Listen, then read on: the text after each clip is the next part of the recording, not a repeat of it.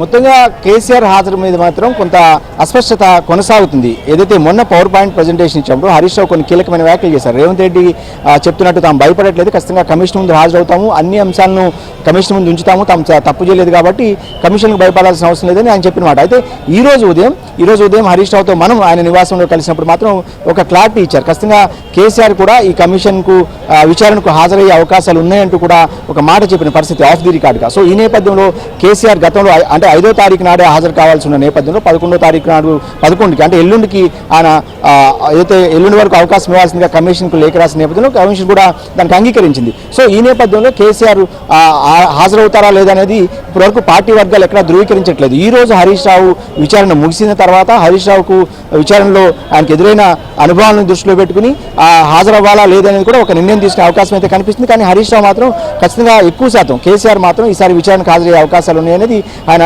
Of the రికార్డ్గా చెప్పిన పరిస్థితి. ఎందుకంటే ఈ అంశాన్ని కేసీఆర్ కనుక హాజరు కాకపోతే కాంగ్రెస్ ప్రభుత్వం చెప్తున్నట్టు పదే ఆరోపణలు చేసింది. ఒక రకంగా గత అసెంబ్లీ ఎన్నికల్లో బీఆర్ఎస్ పార్టీ ఓటమికి కాళేశ్వరం ప్రాజెక్టు కూడా ఒక కారణం. కర్నూలు చావుకి 1,15,00,000 కారణాలు ఉన్నట్టు ఖచ్చితంగా కాళేశ్వరం ప్రాజెక్టు కూడా ఒక కారణం. 1,00,000 కోట్లు కుంభకోణం జరిగింది. దీనిలో పెద్ద ఎత్తున చేతులు ఏదైతే కమిషన్ల చేతులు మారాయి, బీఆర్ఎస్ అంటే కేసీఆర్ కుటుంబ సభ్యులు బాగా లాభపడ్డారనేది కాంగ్రెస్ ప్రభుత్వం చేసిన ప్రచారాన్ని ప్రజలు నమ్మారు కొంతమేరకు. సో ఇవన్నీ కూడా ప్రజల నుంచి వీటన్నిటి కూడా తుడిపేయాలంటే కేసీఆర్ స్వయంగా మాట్లాడాలి. ఎందుకంటే నీళ్లు ఇచ్చిన కేసీఆర్ మీదే నిందల అంటూ కూడా ఒక ప్రచారాన్ని బీఆర్ఎస్ పార్టీ గట్టిగా తీసుకెళ్తుంది ప్రజల్లోకి.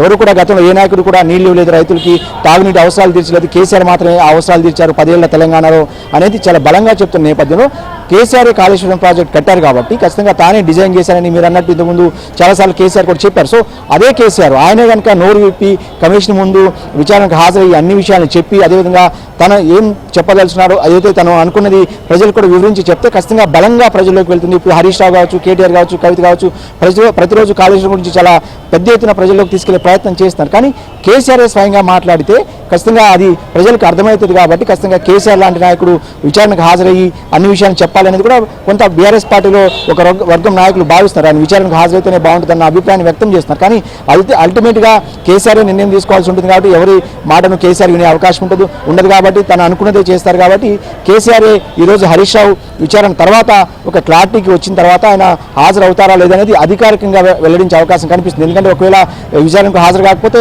ఇవాళ సాయంత్రానికి మళ్ళీ లేఖ రావాల్సి ఉంటుంది, లేకపోతే తన అడ్వకేట్ ద్వారా ఇప్పటికే 300 పేజీలకు పైగా ఒక నివేదికను కేసీఆర్ తయారు చేసుకుంటూ అనుకున్న సమాచారం. ఆ నివేదికను తన అడ్వకేట్ లేకపోతే తన ప్రతినిధి ద్వారా పంపించాల్సి ఉంటుంది కాబట్టి ఖచ్చితంగా ఈరోజు సాయంత్రానికి అయితే ఒక క్లారిటీ వచ్చే అవకాశం ఉంటుంది. ఇప్పుడు హరీష్ రావు ఇక్కడ నుంచి బయలుదేరి వెళ్లారు. హరీష్ రావు విచారణ తర్వాత కేసీఆర్ హాజరవుతారా లేదని కూడా ఒక స్పష్టత అయితే వచ్చే అవకాశం కనిపిస్తుంది. నరేష్, ఒక విషయం చెప్పండి, కమిషన్ ముందర కేసీఆర్ హాజరు కావడం అనేటువంటిది తెలంగాణ రాజకీయాలకు ఇంత ఆసక్తికర పరిణామంగానే చూడొచ్చు. ఆయన రాజకీయ జీవితంలో ఎన్నడూ కూడా ఇట్లాంటి విచారణలకు కేసీఆర్ హాజరైనటువంటి దాఖలాలు లేవు.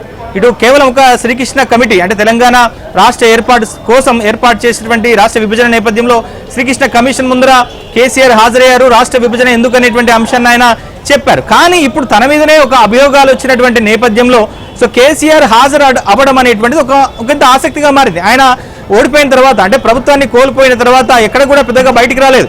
సో ఆయన లోక్సభ ఎన్నికలకు ముందు ఒకసారి ఇటు రైతుల విషయంలో ఆయన యాత్రలు చేశారు, బస్సు యాత్రలు చేశారు. ఆ తర్వాత లోక్సభ ఎన్నికల సందర్భంగా ప్రచారం చేశారు. మొన్న కరీంనగర్లో ఆ పార్టీకి సంబంధించిన సిల్వర్ జూబ్లీ సెలబ్రేషన్స్లో పార్టిసిపేట్ చేశారు. సో ఇప్పుడు మళ్ళీ కేసీఆర్ బయటకు వస్తున్నారు. సో అసలు ఎంత ఆసక్తి ఉంది ముఖ్యంగా పార్టీ నేతలు కేసీఆర్ బయటికి రావడాన్ని, ముఖ్యంగా కమిషన్ ముందర హాజరు కావడాన్ని సో ఎంత అడ్వాంటేజ్గా వాళ్ళు మలుచుకునేటువంటి ప్రయత్నాలు చేస్తున్నారు? నిజానికి మీరు అన్నట్టు కేసీఆర్ కనుక విచారణకు హాజరైతే తెలుగు రాష్ట్రాల్లోనే కాదు దేశ రాజకీయాల్లోనే రాజకీయంగా ఒక సంచలనంగా మారే అవకాశం కనిపిస్తుంది. గతంలో ఎప్పుడో పూర్వం ఒక 30 ఏళ్ల క్రితం ఆయన మీద పాస్పోర్ట్ కేసు ఆరోపణలు అవన్నీ కూడా పక్కకు పెడితే తెలంగాణ ఉద్యమం 2001లో ఆయన పార్టీ పెట్టినప్పటి నుంచి కావచ్చు ఇప్పటి వరకు కూడా క్లీన్ ఇమేజ్తోనే కేసీఆర్ ముందుకు వెళ్తారు. ఉద్యమ నాయకుడిగా కూడా కేసీఆర్కు తెలంగాణలో మాత్రమే కాదు దేశవ్యాప్తంగా కూడా పేరుంది. సో ఇలాంటి నేపథ్యంలో తాను అనుకుని సాధించిన తెలంగాణలో ఏదైతే 10 ఏళ్ళు బంగారు తెలంగాణ అంటూ ఆయన పరిపాలన చేశారు. సో ఈ నేపథ్యంలో తను డ్రీమ్ ప్రాజెక్ట్గా చెప్తున్న కాళేశ్వరం ప్రాజెక్టులో కనుక కేసీఆర్ దీనికి హాజరైతే ఖచ్చితంగా దేశవ్యాప్తంగా కూడా అంత అటెన్షన్ క్రియేట్ అయ్యే అవకాశం కనిపిస్తుంది. ఈ అంశాన్ని బీఆర్ఎస్ పార్టీ ఖచ్చితంగా రాజకీయంగా వాడుకునే అవకాశం కనిపిస్తుంది. దీని మీదే ప్రస్తుతం కేసీఆర్ ఏదైతే తర్జన భర్జన పడుతున్నారు, వెళ్తే ఎలా ఉంటుంది, ఒకవేళ విచారణకు హాజరు కాకపోతే ఎలా ఉంటుంది అన్న అంశాన్ని ఆయన పరిశీలిస్తున్న సమాచారం. వాస్తవానికి ఒకవేళ కేసీఆర్ విచారణకు వెళ్తే కనుక ఖచ్చితంగా ఈ అంశం రేపు కావచ్చు ఎల్లుండి కావచ్చు ఖచ్చితంగా 2-3 రోజుల పాటు చర్చలో ఉంటుంది. ప్రజల్లో కేసీఆర్ కూడా కమిషన్ ముందు అనేక అంశాలు, ఎందుకంటే తానే స్వయంగా డిజైన్ చేశారు కాబట్టి చాలా బలంగా తన వాదనను వినిపించే అవకాశం ఉంటుంది. దీన్ని పార్టీకి ఖచ్చితంగా లాభం చేకూర్చేలాగా ఉపయోగించుకోవాలని బీఆర్ఎస్ పార్టీ వర్గాల ఆలోచనగా ఉంది. ఇందులో భాగంగానే కేసీఆర్కి సన్నిహితంగా చాలా దగ్గరగా ఉండే వినోద్ కుమార్ కావచ్చు, ఒకరిద్దరు మాత్రమే కేసీఆర్కి ఏదైనా చెప్పే అవకాశం ఉంటుంది. ఎవరి మాట ఆయన సహజంగా తీసుకోరు కాబట్టి సో ఉద్యమ కాలంలో పనిచేసిన ఒకరిద్దరితో కూడా ఆయన మాట్లాడినట్టు సమాచారం. సో ఈ నేపథ్యంలోనే గత 18 ఏళ్ల కాలంగా అధికారం కోల్పోయిన తర్వాత ఆయన కనీసం బయటకు రావట్లేదు, అసెంబ్లీ సమావేశాలు కూడా హాజరు కావట్లేదు, కనీసం ప్రజా సమస్యల మీద నోరు విప్పి ఇప్పటి వరకు మాట్లాడిన దాఖలాలు కూడా లేవు. ఒక ప్రెస్ నోటు ఏదైతే ప్రెస్ నోట్లు ఇవ్వడం తప్ప ఎక్కడ కూడా ఫ్లడ్స్ వచ్చిన సందర్భంలో వరంగల్ ఖమ్మం జిల్లాలు మునిగిపోయినప్పుడు కూడా చాలా పెద్ద ఎత్తున నష్టం జరిగినా కూడా ఎక్కడ మాట్లాడలేదు.